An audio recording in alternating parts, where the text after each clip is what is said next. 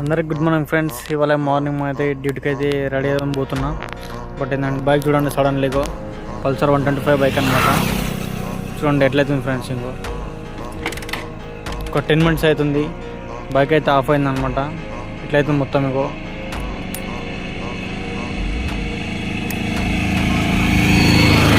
ఒకవేళ మీరు కూడా పల్సర్ బైక్ తీసుకునే ఉద్దేశం ఉంటే తీసుకోకండి ఫ్రెండ్స్.